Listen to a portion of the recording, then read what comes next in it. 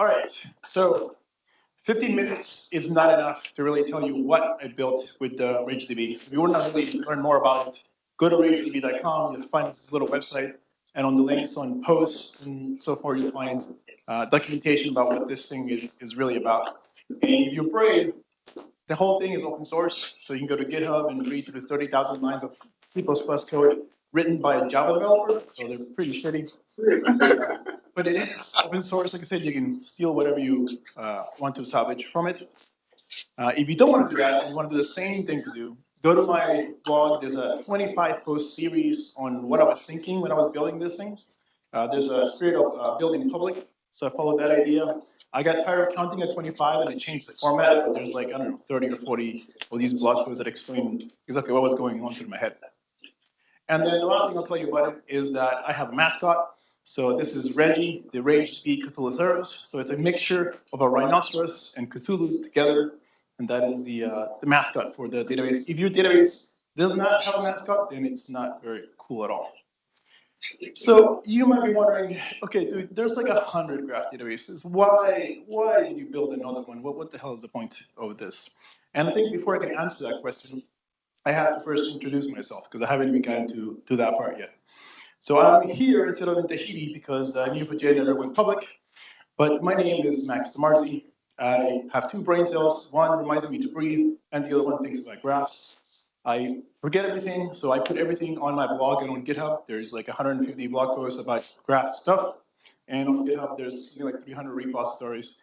Most of them are Neo4j stored procedures, and I'll tell you about that a little bit later.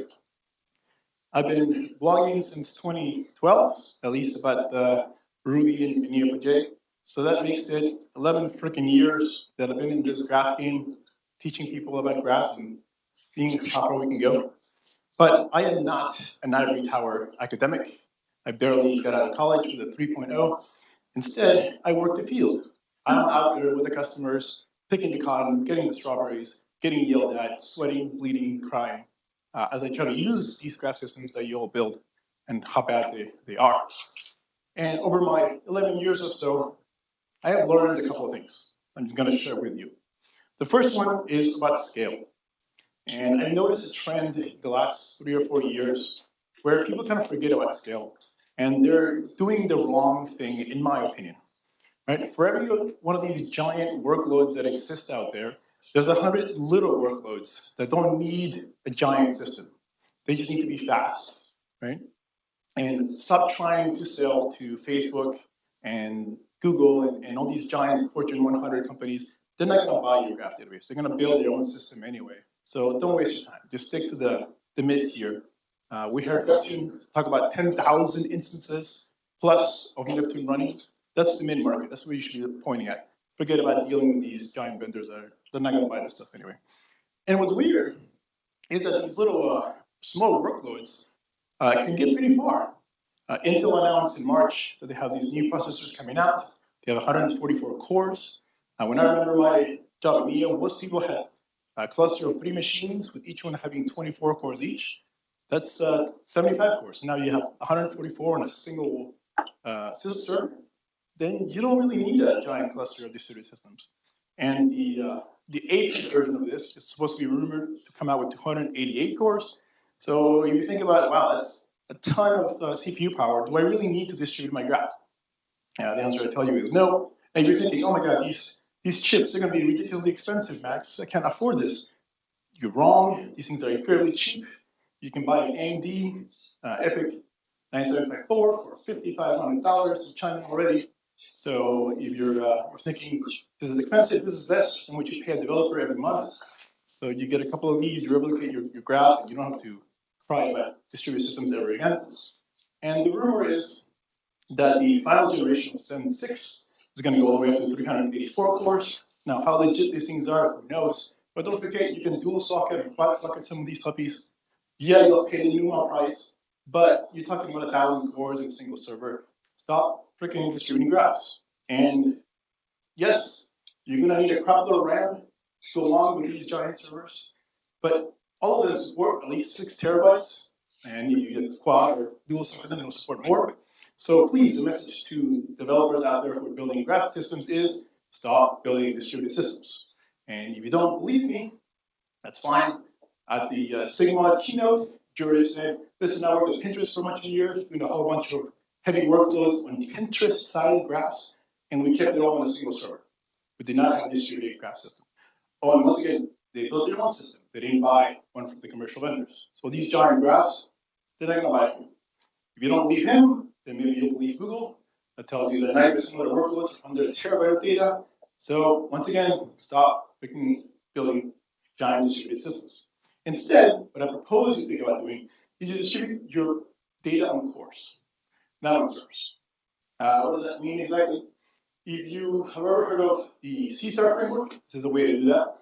And the idea is we're going to do shared mapping between our cores, and we're going to basically pass messages between the cores to access data that the other cores own. So only one core can ever update one piece of data, only one core can ever read a piece of data. It's really nice. And the way you have to think about it is, imagine each single core is a server. But instead of having to deal with network latency and the pain point of that, the chip is talking to itself, so it's incredibly fast. You're not going to lose a lot of time as these things communicate. So that's one. The second thing I want to share with you is about queries. So most workloads that I've seen, and I've seen hundreds of freaking workloads. I've done so many recommendation engines. Someone asked me to build one to kill myself. These things have about a dozen to about 100 queries. That's it. They're not super complicated. Typically, graph systems are not the primary store of value. We're an auxiliary server. We are the emotional support animal to the real database that they're running. But they will usually have 1, 2, or 3 what they call money queries. These are the queries that you have to solve in order to get paid. Because if you can't solve these problems, they don't really want to build by yourself. And these money queries typically tend to be monsters. You're going to have the complex business logic. They're going to be like bidirectional traversals. They're going to look at relationship properties they go through. They're going to look at shortest paths that are weighted, huge fan-out queries. We're going through a bunch of dense nodes. They're going to be ugly queries. And they are going to make sure that your query optimizer gets its ass kicked, because it's not going to be able to handle these things. And if you think, oh, okay, that's fine, Cypher will be okay, they'll be able to handle this, no, it can't. If you think, okay, like Gremlin is good at this stuff, no, I can't handle it either. What about this GTO crap that we were building? No, it won't be able to handle it either. The truth is, none of these declarative languages have any chance in hell of handling these queries. If you want to learn more about what I think, there's a blog post called The Rat War of Computer Science. Basically, the declarative languages are a lie that we all kind of fell into. If you want to know what that means, it means that every query you write, you can write 44 different ways, and the query optimizer will optimize in 30 different ways, and the fastest query is 10 times better than the average query, which is 20 times better than the worst query. So depending on who writes these queries, you get very different answers. And if you think, oh, that's just SQL, or that's just an old blog post, it doesn't make any sense anymore, well, the folks at CWI talked about the performance testing they did on Umbra and Hyper. These are cutting-edge systems. And their queries, the initial version of the queries, were 10 times slower than the optimized version of the query. So the people who wrote the system, their first attempt at the query was crap. And their months later, their optimized version of the queries were finally much better. Think about the average user of your system who's not an expert, doesn't know exactly what the query optimizer is doing, is going to be able to build versus the experts. So it's a bad idea. Anyway, so what's the answer to this? It's stored procedures, right? We heard from TUGraph, Galaxy Base, a bunch of others. The reason they're doing LDBC work, they're using stored procedures to get their answers. 16,000, I think, requests per second is the last number I saw at the top of the line. But what does it mean to build stored procedures?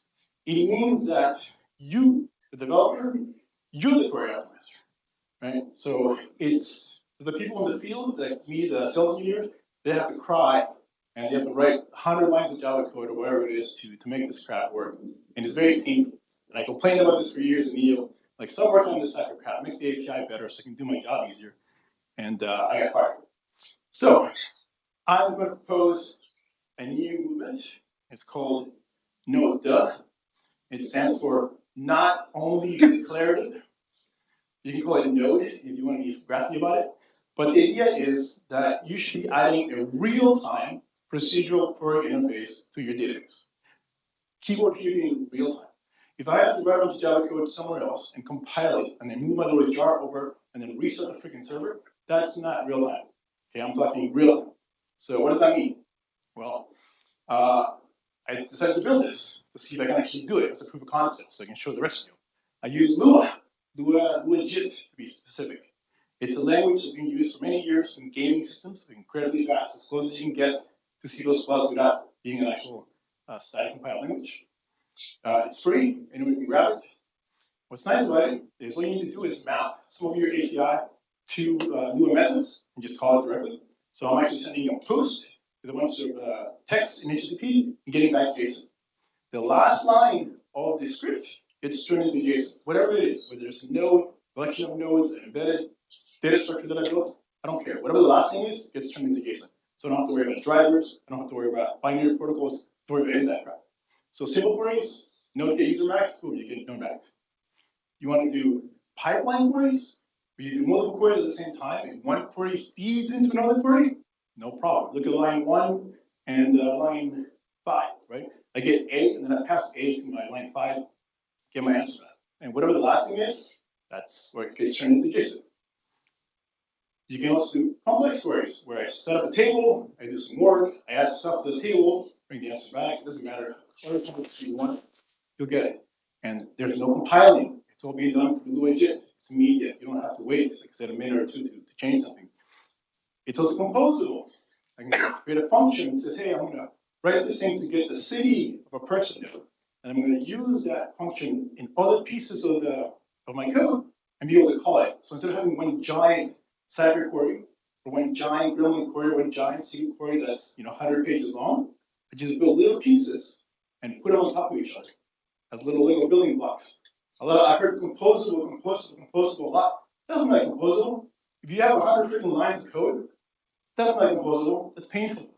Composable is when I can hide stuff behind method functions and call it a day. And if I change that get city method to something else, then I don't have to worry about changing anything else. And then I stole some stuff. So bulk API, one of the things that was complained about in the graph database systems during content paper from Peter was that we don't provide a bulk API to the store procedure members. So I added that and sped up quite a bit. I encourage you to do the same. Going along, how slow is this? Not slow at all. I can get 190,000 requests per second on 4 cores. I can get an answer back in JSON faster than you can parse your freaking Cypher code because it doesn't care. Lua-JIT is ridiculously fast at compiling and understanding what that code looks like. So I am a Java developer writing C++ code. It's not very pretty. So obviously help is wanted. You want to play around, or you want to take some of those ideas back to your own systems and implement real-time procedural queries, interfaces. That'll be really nice. Otherwise, learn more about it at RageDB.com. Thank you.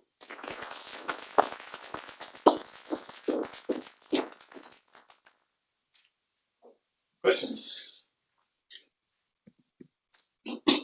Have you tried to evaluate RageDB over XMB entire table queries? LDBC, XMB? Yeah. I did a bunch, and it's pretty fast. The problem is the vendors cheat in a couple of the queries by pre-computing some of the work. So I have to do that as well in order to be competitive, which kind of sucks. But otherwise, it's the same, similar speed to what you get out of 2Graph and Galaxy Base. Understood.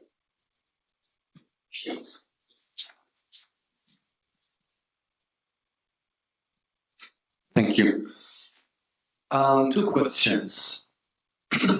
One, we had a similar situation where we thought about introducing a programming language into our database.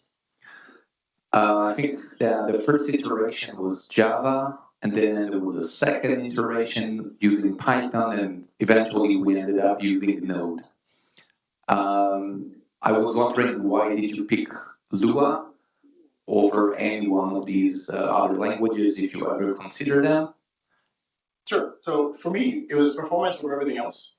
Lua-JIT is incredibly fast. It can also be sandboxed to hell and back. So I pick exactly which parts of the language I allow, which I don't. So I don't let you have network access, for example. I don't let you have file access to anything.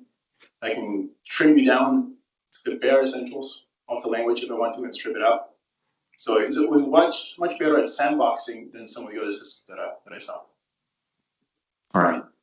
Second question, you talked about shell nothing architecture. And I was wondering if you can maybe elaborate about the concurrency module of this database when handling both reads and write queries.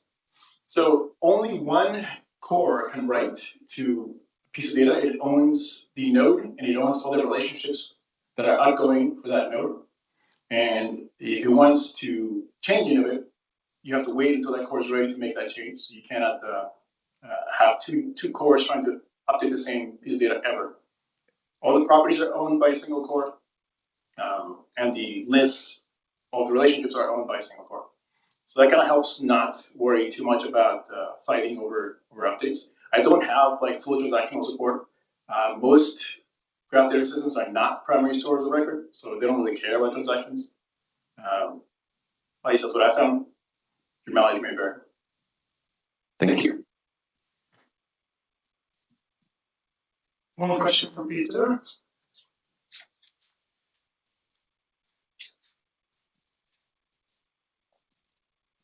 That's very interesting. Of course, I think this slide that you showed where you suggested that we have given them on query optimizers as a patchwork of two different things that were not presented together. Because I actually do believe that optimizers can still save the day, but that's another remark. That's not the question. So the question is, what about the latency of the JIT compilation, and also what about the portability of the system, given that you have to ship a Lua JIT engine together with it? No, the Lua part is built in as a dependency to the system, so it's already composited. Yeah, true.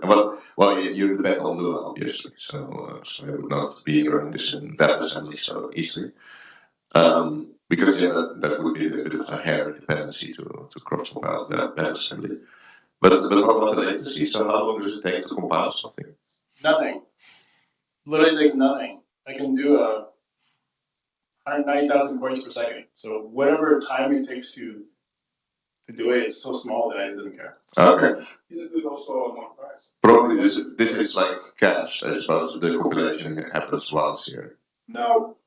Every query is separate. Because you don't even know where they're going. They go to different core, right? So Lua JIT is going to keep track of it, and it's going to do it. That's the JIT cache probably. Yeah. But even the first time, it's nothing. And the difference, the reason I ask for real time is because as a developer, I want to be able to change my stored procedure as live, as I'm working on it. I can do parts of it and then eventually get to the final result. Just like you do with a cipher query, where you write parts of it and you write more parts of it until eventually you're done. And I think if you don't have that instant feedback, then you lose. Okay. Final question for this talk. Sorry. So you show the possibility of creating functions to basically get the data out of the database, something like that. So say I call getCT into a loop, or also earlier you showed some function with a loop inside. Does that imply that each of the call to getCT is going to be a different HTTP call? No, it's all in one Lua engine. So it's one HTTP call, and like all of these things happen. And so you send into scripts. Okay. Yeah, like these 5 queries all happen at the same time. Well, in the same engine in one instance, and I get my JSON back together. All right, thank you. Sure.